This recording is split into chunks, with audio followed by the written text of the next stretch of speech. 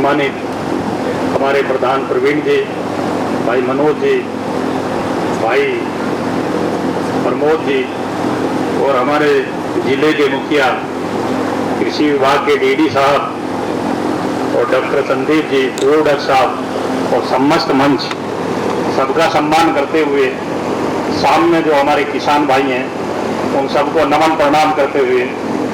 माता बहनें, ये बड़ा अच्छा अवसर है। आज जिस तरह का यह प्रोग्राम हो रहा है, मैं डॉक्टर साहब सबसे पहले आपको बधाई देना चाहता हूं कि आपने इस क्षेत्र के लिए, पहले भी आप यहाँ लंबे समय तक रहे हैं, तब भी शानदार प्रयास किया था और आज भी आप पुनः उसी प्रयास में लग गए हैं। आज हमारी सरकार वचनबद्ध है, खासकर कृषि को लेकर। कृषि एक ऐसी चर्चा है, कृषि इस देश की नहीं, दुनिया की आर्थिक जो भी स्थिति किसी भी कंट्री की हो, किसी देश की हो, अगर उसकी कीर्ति की स्थिति मजबूत है तो वो देश आर्थिक रूप से मजबूत है और विकसित भी है। तो यही माननीय प्रधानमंत्री जी का सपना है, माननीय मुख्यमंत्री जी का सपना है। मैं इसी क्रम को आगे बढ़ाते हुए हमारे बीच चूंकि हमारे युवा एजुकेटेड विजय कुमार जी सुनहरा से हैं, आप भी आए और ऐसे बोल दो बीच मोनू है, मनोज बड़े गांव से, बहुत पीछे बैठे हैं, जाके आ जाओ। अशोक जी हैं गोना से, कहाँ है अशोक जी? अशोक कहाँ?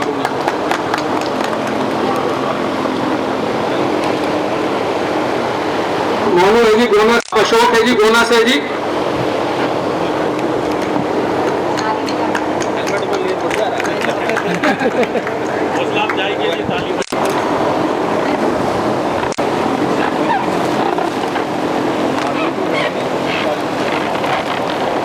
किट वितरण हो रहा है।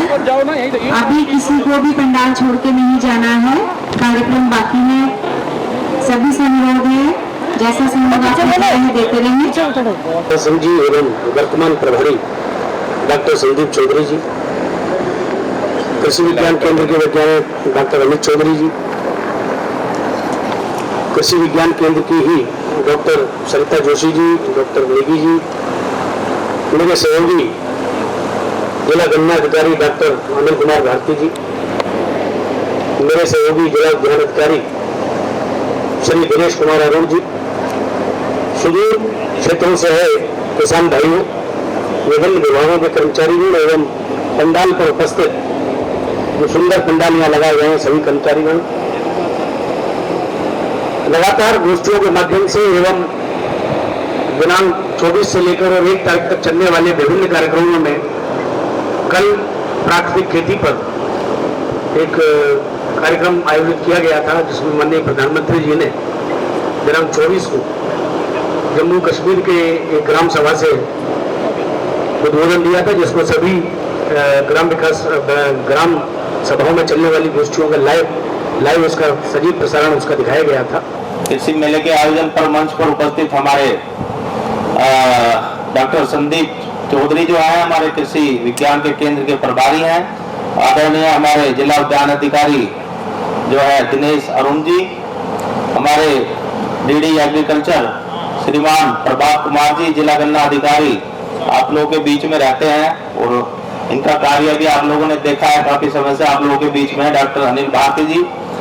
कृषि मंडी निरीक्षक जयप्रकाश, आदरणीय जयप्रकाश धामा जी, संचालनकर्ता श्रीमती सरिता जोशी जी, हमारे गन्ना पर्यवेक्षक नीरा यादव जी, LDS केंद्र बैंक आदरणीय राजेश पंत जी, हमारे पूर्व ब्लॉक प्रमुख देवेंद्र जी, हमारे नंगलाबड़ी से प्रधान जी प्रवीण प्रधान जी, मनोज प्रधान जी, प्रमोद राणा जी, और मेरे सामने बैठे हुए बहुत ही दूर दराज से आए हुए सभी मेरे किसान भाइयों, मातृशक्ति, मेरी माताओं बहनों, सबको प्रणाम करता हूं और आप सबको बधाई भी देता हूं कि आप इतना एक पूरा कृषि विज्ञान की तरफ से जो आयोजन हुआ है, इतना भव्य तरीके से और इतनी सुविधाजनक तरीके से, जिस तरीके से कूलर लगे हुए हैं, तो ऐसा आभास नहीं हो रहा कि जितनी गर्मी है कि हम एक बहुत ज्यादा गर्मी में बैठे हुए हैं। तो ये सबके लिए बहुत सहूलियत का और बहुत भव्य आयोजन किया, इसके लिए मैं डॉक्टर साहब को बहुत बहुत बधाई देता हूं कि इस तरह का आयोजन आप लोगों ने यहाँ किसान भाइयों के लिए किया। और इस अवसर पर मैं ये कहना चाहता हूँ कि कृषि का क्षेत्र एक बहुत विस्तृत क्षेत्र है, इसे हम छोटे से ना माने। और जहाँ तक प्रश्न ये है कि मैं अभी पढ़ रहा था रिपोर्ट, तो इसमें जो हमारा गन्ना क्षेत्र है या हमारा खाद्यान्न है, गेहूं है, धान है, इसके अलावा अब दिन पर दिन प्रतिवर्ष जो हमारे 100% अगर कृषि क्षेत्र में लगाया जाए तो उसमें से इसका प्रतिशत घटता जा रहा है दिन पर दिन। और हमारे दूसरे जो कृषि क्षेत्र से जुड़े हुए विभाग हैं, मत्स्य पालन ले लो, पशुपालन ले लो, दूध उत्पादन ले लो, दूसरे फल फूल सब्जियों का अगर कृषि क्षेत्र में हम योगदान माने तो वो प्रतिशत हमेशा हर साल की तरह से कृषि के क्षेत्र में उसका योगदान बढ़ता जा रहा है। तो यह हमें सोचने का विषय है कि क्यों ऐसा क्यों हो रहा है। यानी कहीं ना कहीं वहाँ पर उन क्षेत्रों में लाभ ज्यादा है किसानों को, इस क्षेत्र में लाभ इतना नहीं है। लेकिन एक परंपरागत हमारे यहाँ एक चलन चला हुआ है कि हम उसी पर जोर दे रहे हैं, तो हमें बदलने की आवश्यकता है। क्षेत्र में कहीं ना कहीं एक नया विचार कृषि विज्ञान के क्षेत्र, इनके वैज्ञानिक तरीकों से के आधार पर जिस तरीके की सरकार ने योजनाएं चलाई हैं, जिस तरह की आप लोगों को हर चीज में चाहे सब्सिडी हो, हर क्षेत्र में सब्सिडी देने का काम हो, आप लोगों को नई नई बीज उपलब्ध करवाने के, नई नई दवाइयां, जैविक का भी हमने यहाँ पर देखा कि कितना जैविक के काम में प्रगति हुई है। हमारे भाई जो है सुनाडा से ये पूरा 100% उसका इस्तेमाल कर रहे हैं, तो मैं इन्हें भी बहुत बहुत बधाई देता हूँ। ये हमें करना चाहिए और इसमें हमें आगे बढ़ना चाहिए। कहीं ना कहीं एक पुराना परंपरागत तरीके से हम और परंपरागत चीजों को ही अपनाते रहेंगे तो उसमें एक बदलाव किसी क्षेत्र में नहीं आएगा। और एक बड़ी मैं आप लोगों के यहाँ पर आप लोगों के सामने कहना चाहता हूँ कि माननीय प्रधानमंत्री जी ने जो सीमांत किसान है, छोटे किसान है, उनको देख के उनकी प्रगति के लिए, उनके विकास के लिए, ताकि वो आगे बढ़ सके, कृषि क्षेत्र में एक ऐसा कानून लाने का काम किया था। अब कुछ भाइयों ने उसकी आलोचना की, लेकिन वो आप लोगों के लिए, हम लोगों के लिए इतना मतलब इतना जरूरी था कि उससे हम निश्चित तौर पर हमारी स्थिति कुछ और होती अगर वो कृषि कानून लागू हो गए होते। क्योंकि जिस तरीके से कोई भी सेक्टर हो, अगर उसमें निवेश नहीं होगा, जब तक कोई उसमें निवेश नहीं करेगा आर्थिक तौर पर, तो उसकी प्रगति संभव नहीं है। तो कृषि क्षेत्र में निवेश की आवश्यकता है और रहेगी। और मैं यही आप लोगों के बीच में कहना चाहता हूँ, आगे भी अगर ये कुछ संशोधन होगा, कुछ कानून पे फिर वार्ता होगी, तो मैं भी अपनी बात को रखने का काम करूंगा कि उन कानूनों को फिर से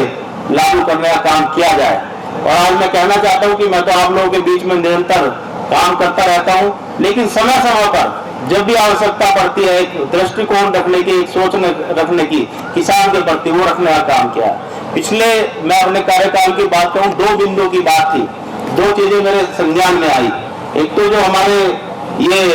किसान भाइयों की जमीन पर 33,000 kV या बड़ी बड़ी लाइनें निकला करती थी खेत में, आप लोगों को ध्यान हुआ, तो सरकार या बिजली विभाग सिर्फ उसका मुआवजा दिया करता है फसल का। ये बात हमने माननीय मुख्यमंत्री जी के सामने उठाई और विधानसभा में उठाई, तो उसका परिणाम हुआ कि वो ये तय हुआ कि आगे से जो किसानों के खेतों में बड़ी बड़ी लाइनें निकलेंगी तो उस जमीन का मुआवजा भी किसान को मिलने का काम होगा। वो आज हो रहा है, वो आप लोगों के सामने। दूसरा एक, जैसे हमारे प्रमुख साहब ने बताया, किसान दुर्घटना बीमा जो योजना थी हमारी 5 लाख रुपए उसमें मिला करते थे तहसील से। तो ये बात हमारे, मैं गाँव गाँव जाते ही रहता हूँ आप लोगों के बीच में, जवान पुत्र का उनकी मृत्यु हो गई, तो बड़ा गरीब परिवार, तो कहीं ना कहीं ये लगा कि भाई इस तरीके से अब उसका फर्द में नाम नहीं, और पहले ये था कि जिस व्यक्ति का, जिस किसान का फर्द में नाम होगा